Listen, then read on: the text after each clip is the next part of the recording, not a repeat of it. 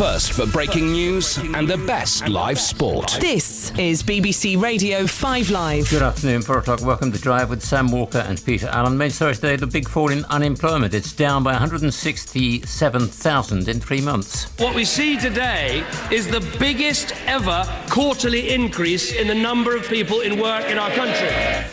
Hello, well, our other top stories at 4 o'clock. Syrian peace talks begin in Switzerland. Stan Collymore calls on Twitter to do more to combat internet troll. Also today, Team GB have announced they're taking 56 athletes to Sochi for the Winter Olympics. We're going to have a chat to one of them, the slopestyle skier Katie Summerhays.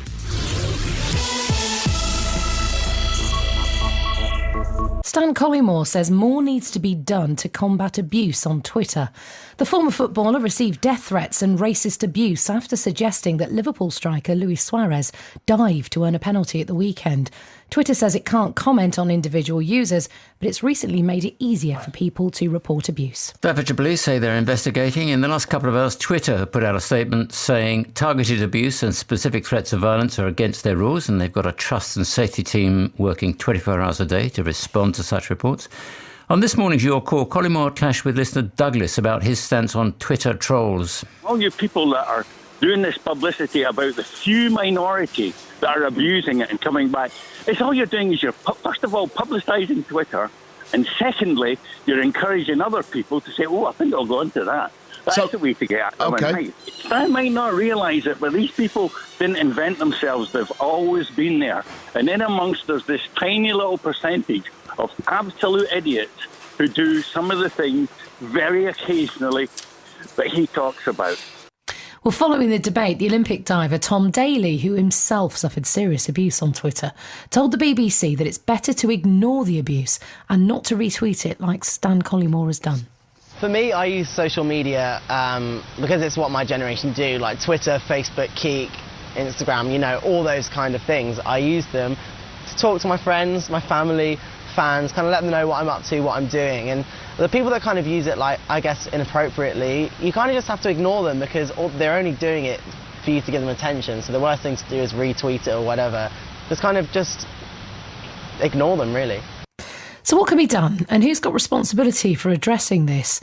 Well, Jim Killock's the executive director of the Open Rights Group, which defends freedom of expression and privacy on the internet, and also Jonathan Bishop, who's the editor of the book Examining the Concepts, Issues and Implications of Internet Trolling. Hello to both of you. Hi there. Hi, Sam. Jim, this is a tricky one, isn't it? Because people can have opinions. They can say they don't like you, that, you know, that's their right, that's their freedom of expression. But when that abuse crosses into kind of illegal terms, shouldn't you report it? Should you just turn away like Tom Daley says, or should you report it? What do you think? Well, I think that's up to the person concerned and how they feel about it. You know, they feel genuinely threatened. Do they think that there is some risk to them? And I think it clearly is the case that sometimes people on Twitter are finding themselves deeply threatened, and there is a behaviour on Twitter which is sometimes without a doubt illegal. The problem, I think, is who's responsible, not, you know, should these people just ignore them or not. But if you don't feel you can ignore them, and the abuse is very clearly in some way illegal because it's issuing threats, because you feel like you might be stalked, or there is an element of stalking in the behaviour, then that has to be dealt with.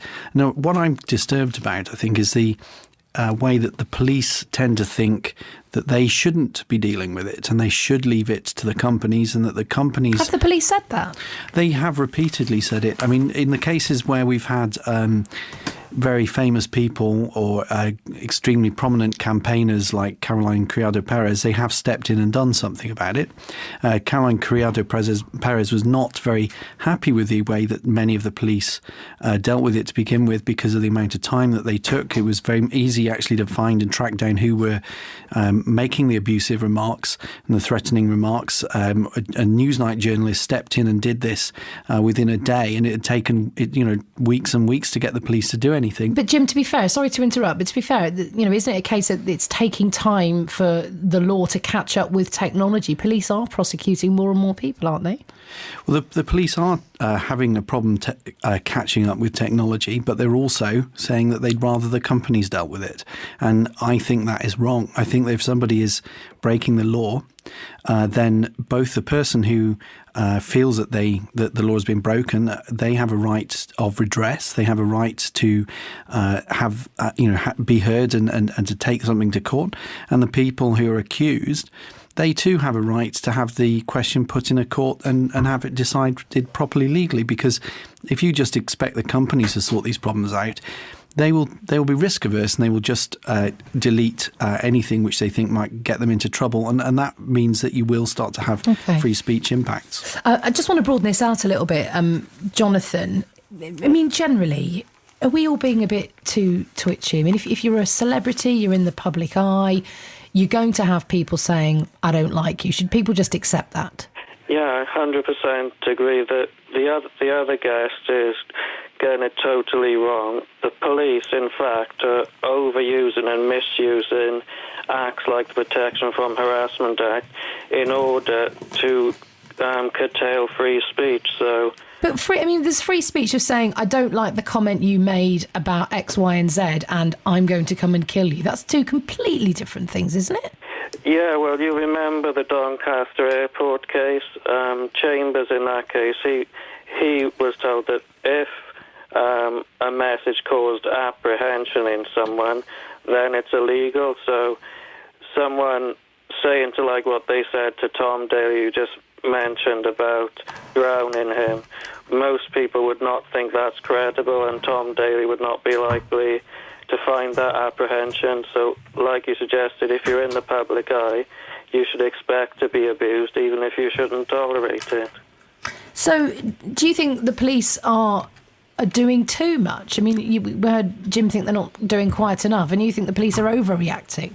Well, I'd say they've got their priorities wrong, because they're not generally following the Crown Prosecution Service's social media guidance, and that protects critical comments of the people. And if someone deletes a comment shortly after posting, the interesting thing about Stan Collymore is that he retweeted these posts which had like the N-word in and the F-word in, and under a trolling case called DPP versus Connolly, he committed an offence by making those grossly offensive posts available to people who wouldn't otherwise see them. Jim, final question to you, please. This isn't just Twitter and all of this, of course. I mean, we were talking to one person earlier on, he said it's actually YouTube comments and other social network comments that are just as bad. But what do you think should change, if anything? Well, firstly, I'd like to just agree with your other commentator about the questions about Paul Chambers, and his was a Twitter joke trial where somebody made a comment that they might bomb the airport if they didn't get there, get in gear, and he was claimed by the police to be doing something that looked like terrorism, and that was clear nonsense, and it took an awful long time to sort out, and that produced this situation where the police and the Crown Prosecution Services went back and looked at what they should and shouldn't deal with. But credible threats, are meant to be dealt with. And that's where I think some of the people on Twitter have had a problem, because some of it, because of its intensity, the repetition, the sort of constant nature of it, it starts to become credible because they're receiving so much of it. OK, thank you very much to both of you. Well, Twitter have released a statement this afternoon. They say direct targeted abuse and specific threats of violence are against our rules. You can let us know if you see abusive tweets by using the report tweet button or through our online forums.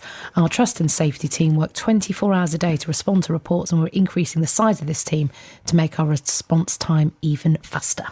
On digital radio, digital TV, mobile and online. This is BBC Radio 5 Live.